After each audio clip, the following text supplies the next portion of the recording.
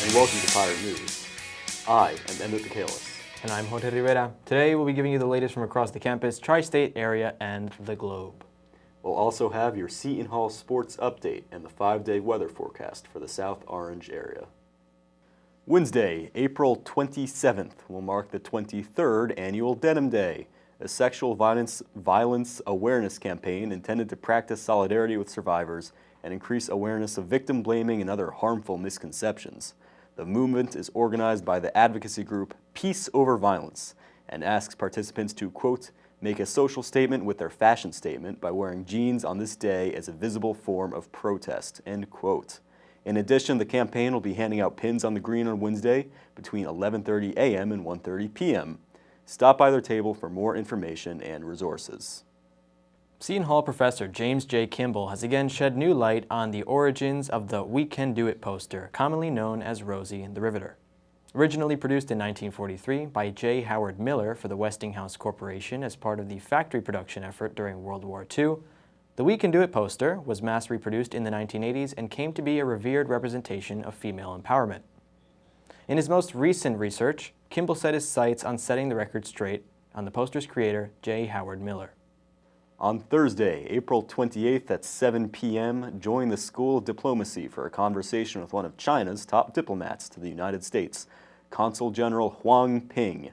Ambassador Huang will discuss the bilateral relationship between the two countries and their many overlapping interests, as well as points of tension. The event will be held in the Diplomacy Room in McQuaid Hall and will be moderated by Professor Zheng Wang.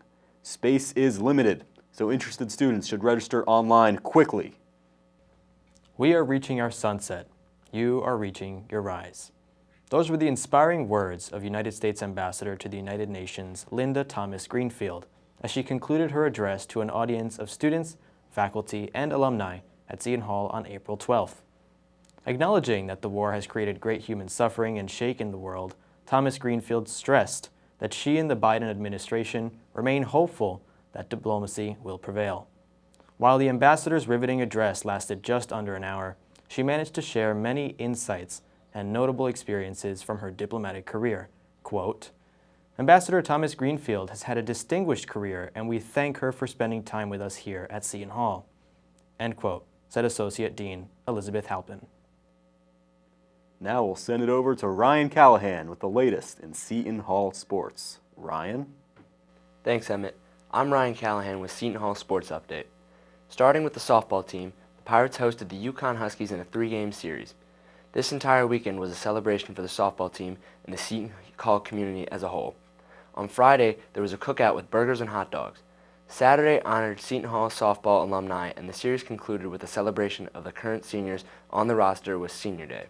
The Pirates lost all 3 games of the series in convincing fashion, getting outscored by 17 runs. The Pirates are in desperation mode as they are now 6th in the Big East with only 6 games remaining in conference play. They will host St. Peter's today at 2 p.m. Sticking to the diamond, the men's baseball team traveled to Nebraska to take on the Creighton Blue Jays. In a year full of disappointments, the Pirates lost this weekend series, dropping the first 2 games before winning Sunday's matchup. Hunter Waldis and Nick Paeto got rocked in back-to-back starts, which led to an 8-1 loss and a 14-1 loss. Sunday's contest was a back-and-forth affair all day with the score knotted up at 9 going into the 9th inning. The Blue Jays loaded up the bases in the top of the 9th, with David Haberman bringing home the go-ahead RBI with a walk to make it a 10-9 victory. The Pirates are 11-22 on the season with a 3-6 record in conference play. Their next game is at home today against Rider University.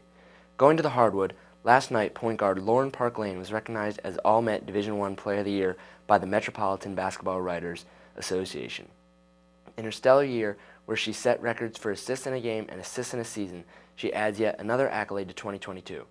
With this Player of the Year recognition, she also took home a unanimous All-Met and All-Big East selection, the national leader in assists, Big East All-Tournament Team, and WNIT All-Tournament Team.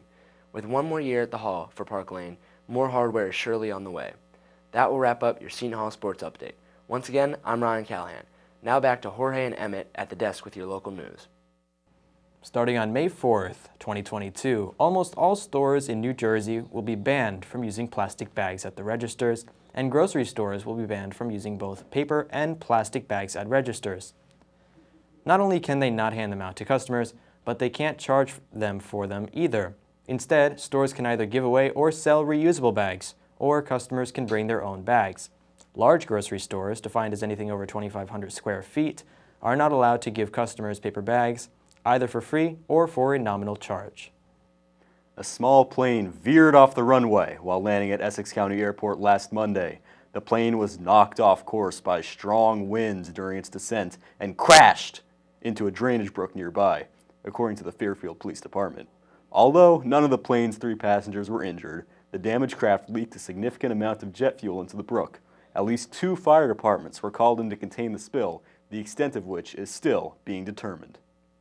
Now we'll send it over to Angelina Paoline with your 5-day weather forecast. How are things looking, Angelina?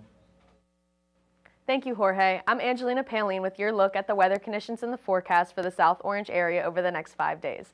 Starting off with the week, make sure you take out those umbrellas with you since we will see rain with a high of 67 and a low of 49. Tomorrow, the sun will be peeking out with partly cloudy skies, a high of 56 and a low of 38. Thursday will also bring partly cloudy skies, a high of 54 and a low of 35. Kicking off the weekend with some beautiful weather conditions, Friday will bring us sunny skies, a high of 59 and a low of 37. And finally, Saturday will have partly cloudy skies, a high of 62 and a low of 39. That wraps it up for your 5-day weather forecast. Once again, I'm Angelina Paoline. Now back to Jorge and Emmett at the desk with more news from across the country.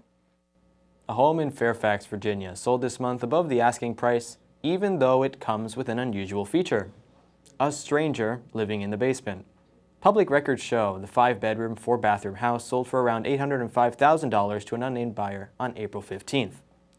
2 days after the home was listed, the Instagram account Zillow Gone Wild posted about it, noting that it came with, quote, a specific clause in the purchase price, end quote.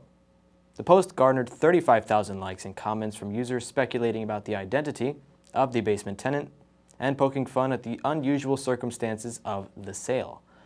Quote, $800,000 for a 5-bed, 4-bath, and your own serial killer, one user commented. Listing agent Zinta Rogers-Rickert told NBC News she attributes the quick sale to the, quote, strong market, adding that the limited inventory of homes in Northern Virginia continues to fuel the market and makes all sales possible when priced right. Marymount California University, a private Catholic institution in Rancho Palos Verdes, California, will close for good this summer.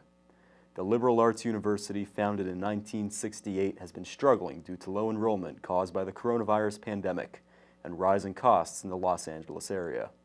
In its last few months of operation, Marymount will focus on transitioning its 500 students to other colleges and finding new work for its 140 staff members. Classes will conclude at the end of the summer semester this August. That's going to wrap up today's episode of Pirate News. I'm Emmett Bikales. And I'm Jorge Rivera. Thanks for watching. Stay safe and have a great day.